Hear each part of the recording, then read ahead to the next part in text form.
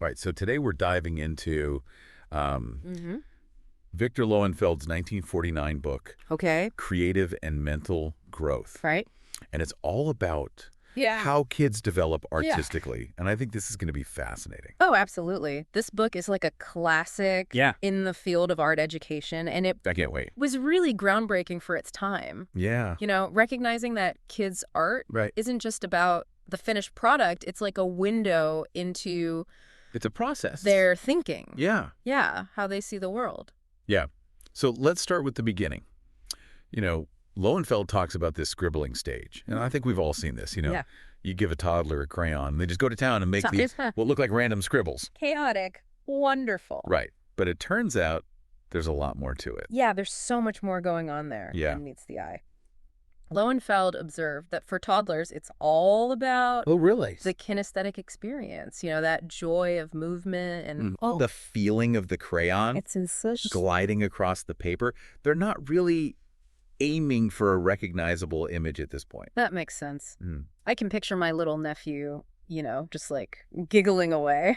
Exactly. And, it's interesting. This actually connects back to Uh, Piaget's work on child development, the sensory motor stage, yeah, where children are learning about the world through their senses and actions. through that movement. Exactly. So Yeah. those scribbles, they're not just random. Wow. They're mini experiments in cause and effect. So as adults then, how should we be thinking about, That's a great question. you know, a toddler making these scribbles? What can we do? Well, I think Lowenfeld gives some really good practical advice here. Okay.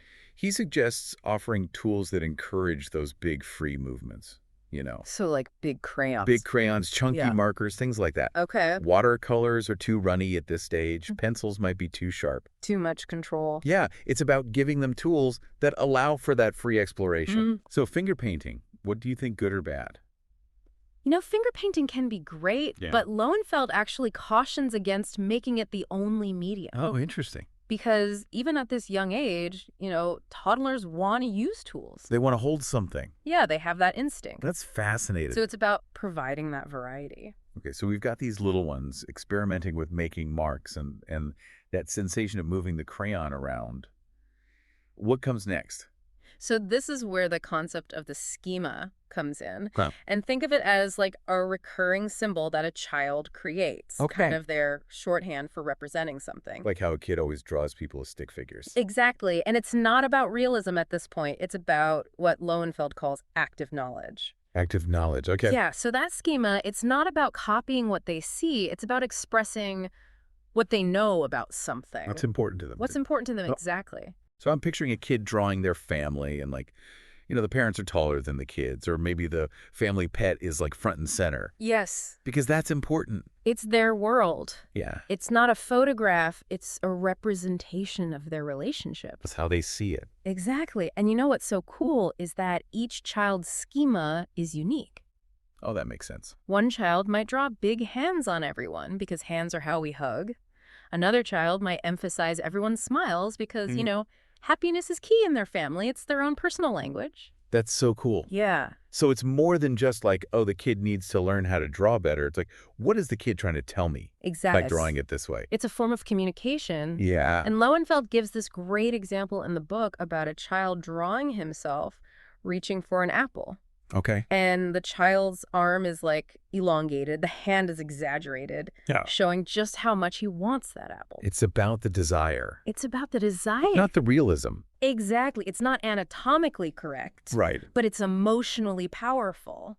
It's like those cave paintings Yes. where they draw the animals larger than life. I love that comparison. It's not about scale, it's about importance. Absolutely. Yeah. So as kids move on from this scribbling stage, Yeah.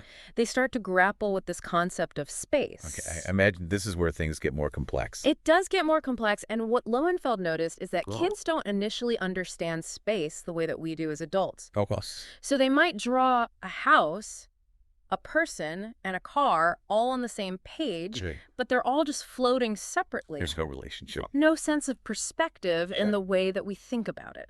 Interesting. To them, each element exists on its own. So how do they start to develop? So that's a great question. Yeah, And yeah. what Lowenfeld observed is that the bottom edge of the paper becomes really key. Okay. He calls it the baseline, Okay. and it becomes the ground for their world.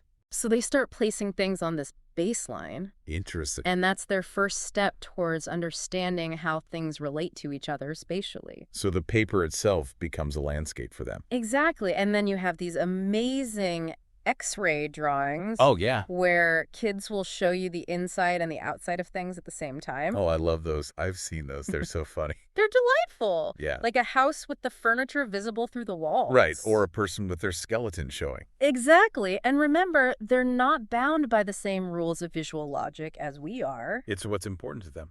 To them, if it's important, it needs to be shown. Right. Even if it's hidden. Even if it's hidden in reality. Like that picture book where you can see like all the pipes and wires Yes. inside the indeed. walls of the house. Lowenfeld shares an example of a child drawing a coal mine, Okay. where the mountain is both the terrain and a cross-section revealing the miners working underground. Wow. Two perspectives in one. They're starting to think on multiple levels. So we've got the scribbles. They're evolving into these more complex representations. They're starting to understand space. Yeah. What's next in this journey? What's next, indeed? Yeah. So we talked about scribbling those schemata, the X-ray drawings. What about color? Ah, yes, color. This is where things get really fascinating with Lowenfeld. Okay.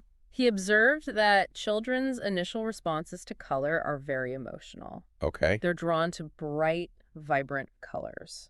Okay. So not realistic colors. Not necessarily realistic applications. So that classic purple sun or blue dog. It's all about pure emotional expression. Yeah. And you know what's interesting? Lowenfeld actually cautions against Oh. teaching rigid color theories to young children. Like color wheels and all that? Yeah, like using color wheels and, having strict rules about which colors go together. Right, right. He thinks that can actually stifle their creativity at this stage. So let them experiment. Exactly. Let them have fun with it. Encourage those natural emotional reactions to color. I like that. Yeah. And, that actually makes me think about his thoughts on design. Yes. Good connection. Because he also talks about how good design shouldn't just be about aesthetics. Right. It should be connected to the material and its purpose. Exactly. It's not just about making something look pretty. Right. It's about understanding the properties of the material. Okay, so give me an example. How does this apply to something like making a clay pot? Okay, so think about a well-designed clay pot. It takes into account the properties of the clay itself, how malleable it is, its texture. Right. It considers the tools used to create it, whether it's a potter's wheel or the sculptor's hands. Okay. And crucially, it needs to fulfill its purpose as a container. Right, to hold something. To hold something, exactly. So it's got to be functional. Form and function working together. Yeah, I like that. Now, you mentioned earlier that Lowenfeld's book was ahead of its time. What were some of the things that made it so groundbreaking? Well, one of the ideas that really stands out is his concept of the crisis of adolescence. Crisis of adolescence, okay. And as children enter their teenage years, they become so much more aware of the world around them. More self-aware. More self-aware, exactly. Yeah. And this newfound awareness Okay. can really impact their artistic expression. How so? Remember how they were perfectly content with those symbolic representations? That's schematas. That's schemata, exactly. Yeah. Suddenly, those can seem childish and inadequate. They're comparing themselves to others. They're comparing themselves to others to what they see in the media. Yeah. And they can feel like they don't measure up. Like they're losing that joy. Yeah, it's almost like they're losing that pure, uninhibited joy of creation that they had as younger children. And that freedom. That freedom, exactly. Yeah. And Lowenfeld was very sensitive to this shift. He saw it as a natural part of development, but also a potential turning point. Because they could just stop. Yeah, some teens might give up on art altogether, Yeah. feeling like they're just not good enough. It's sad. It is sad. So how do we as adults, That's the big question. how do we help teenagers going through this? Well, Lowenfeld really emphasizes understanding and support. Okay. We need to help teenagers bridge this gap. I know. Encourage them to hold on to that creative freedom they had as children, Okay. while also introducing them to more sophisticated techniques Okay. that can help them express themselves in new ways. What's it about balance? It's about finding that balance. Right. We can expose them to new tools and techniques that allow for more realism. Right. But we also need to emphasize that there's no one right way to create art. Right. It's about finding their own style. It's about finding their own voice, their own style, Yeah. and reminding them that art is not just about technical skill. Right. It's about expressing yourself telling your story. Making sense of the world. Making sense of the world, exactly. And that actually leads us to Yes. another one of Lowenfeld's groundbreaking ideas. Tell me. His theory of the two types of learners. Ah, yes, visual and haptic learners. Okay, so two different types of learners. Can you explain a little bit more about that? Yeah, so visual learners are drawn to visual details, proportions, how things look. Okay. They're often very skilled at accurately representing what they see. So the kids who can draw like those hyper-realistic portraits. Exactly. And then you have the haptic learners. Right. They experience the world more through bodily sensations, emotions, the feeling of things. So it's less about what it looks like and more about how it feels. Exactly. Their art is often more expressive, Right. more Yeah. about capturing the essence of something, The feeling. the feeling rather than its exact visual details. That makes me think of abstract art, Yes, where it's more about color and texture. that's a great connection. Yeah. And what's fascinating is that Lowenfeld illustrated this concept through his study of blind sculptors. Blind sculptors. Yes, he studied two incredibly talented blind sculptors. That's amazing. But they had very different approaches. Oh, One focused on the overall appearance of the form, striving for smooth, harmonious surfaces. okay. The other was more drawn to the expressive details, the nuances of texture and form that could be felt with the hands. Wow. So even without sight, Even without sight, they had these different approaches. they embodied those visual and haptic approaches. That's incredible. Yeah. So we've covered so much with Lowenfeld. We have. Those scribbling toddlers, the teenage crisis, the different learning styles. Yeah. What does it all mean? What are the wider implications of his work? Well, for one, I think Lowenfeld's work really highlights the importance of recognizing and nurturing Okay. these individual approaches to creativity. Okay. Whether a child is a visual or haptic learner, understanding their strengths and tendencies can help educators create supportive learning environments. So it's not one size fits all Absolutely not. when it comes to art. It's about tailoring our teaching methods to meet the needs of each individual learner. Yeah. And that applies beyond art too, right? Like thinking about problem solving Yeah. and just life in general. It's about recognizing that there are different ways of seeing the world, Different ways of thinking. different ways of thinking and creating. And those differences are valuable. And those differences are valuable, exactly. Yeah. And Lowenfeld goes even further than that. Yeah. Okay. He emphasized the therapeutic power of art. Oh, wow. He believed that art could be a powerful tool Mm-hmm. for emotional expression and self-discovery, for healing and growth. Therapeutic power. Tell me more about that. Well, he shares examples in the book of how art helped children work through emotional challenges, Okay. build self-confidence, and develop a stronger connection to the world around them. So it's not just about making pretty pictures. No, it's about using art as a means of communication and healing. It's giving them a voice. Exactly. Yeah. And I think that message is even more relevant today Oh, absolutely. in our fast-paced, technology-driven world. Yeah, where kids are facing so much pressure. So much pressure, so many challenges. So we've really gone deep on Lowenfeld. We have. What are some key takeaways? Well, I think, as we've seen, Lowenfeld really emphasizes the stages of creative development. Yeah. Each stage has its own unique characteristics, Mm-hmm. and they all build upon each other to contribute to the development of creative thinking. And he gives us real strategies for nurturing that creativity. Yeah. Like encouraging those free movements in the scribbling stage. Yes. Respecting those schemata as expressions of active knowledge. Exactly. And embracing those unique visual and haptic approaches. It's about seeing children's art not just as cute drawings, but as windows into their cognitive and emotional development. It's so much more than that. It is. Yeah. And understanding those stages and those individual differences can help us be better educators, parents, and caretakers. Yeah. It's about fostering those creative sparks, recognizing that there's no one right way to be creative. Right. And it's not just about art.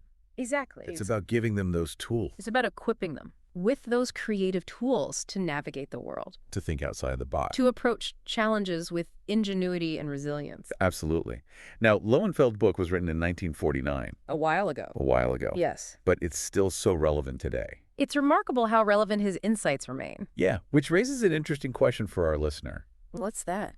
You know, Lowenfeld couldn't have predicted the rise of digital technology Right. and all of its impact on kids' lives. Mhm. So how do you think these new tools and technologies, smartphones, tablets, digital art programs, are shaping children's creative development today?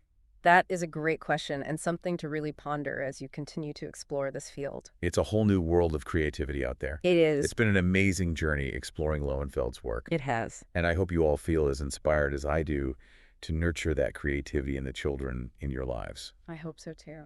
Thanks for joining us on this deep dive. Yeah. It really is amazing how much Lowenfeld was able to uncover about kids and creativity way back then. It really is, it speaks to the power of observation Yeah. and taking the time to understand how children learn and grow. And how art can be such a powerful tool Mm-hmm. in that process. Absolutely. You mentioned that Lowenfeld saw art as having like therapeutic potential. Yes. Can you talk a little bit more about that? Absolutely. So Lowenfeld, he believed that art could be incredibly therapeutic for children, Mm-hmm. especially when it comes to processing, Yeah. big emotions, Mm. experiences that might be hard to put into words. Yeah. He saw it as a way for them to Yeah. express themselves freely without judgment Okay. and to kind of work through challenges in this safe, creative space. So it's almost like art becomes a language Yes. in itself A language of its own. for them to communicate things they might not be able to say Mm-hmm. otherwise. And this idea of art as therapy, it's still so relevant today. Oh, yeah. In fact, art therapy is a growing field Yeah. that uses creative processes to improve mental and emotional well-being. That's fantastic. It's used with people of all ages, Okay. but it can be especially beneficial for children, Oh, I bet.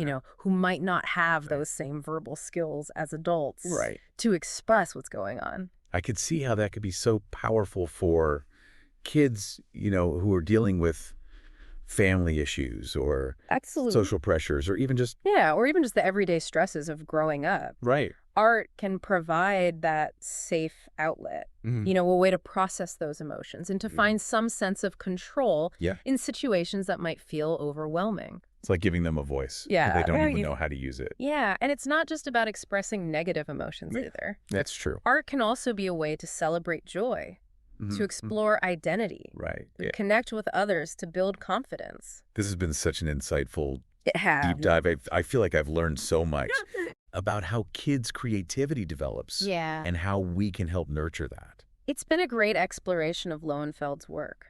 It really has. And I think it reminds us that every child is an artist in their own way. That's a great way to put it. And, by understanding those different stages of creative development and the individual needs of each child, we can create environments where their creative spirits Yes. can truly flourish. And that's a message for everyone, Yes. not just parents and educators, but anyone who interacts with children. It's a reminder that we have this responsibility to nurture those creative sparks, Mhm. to encourage that exploration and experimentation, Yes, and to celebrate those differences. and to celebrate the unique ways in which each child sees and expresses themselves. Absolutely.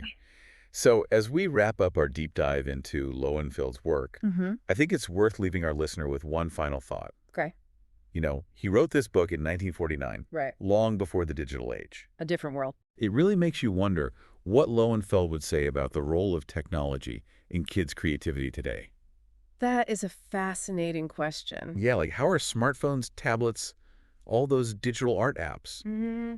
influencing the way kids create and express themselves? It's something to consider, as we continue to learn and grow alongside the children in our lives. It's a whole new world of creativity out there. It is, and it's evolving every day. It's been a truly enriching deep dive into Lowenfeld's work. It has. Thank you so much for joining me on this journey. Well, thank you for having me. It's been a pleasure. And to our listeners, keep nurturing those creative sparks Yes. in yourselves and in the children around you. Yeah. You never know what amazing things might emerge. Absolutely keep creating.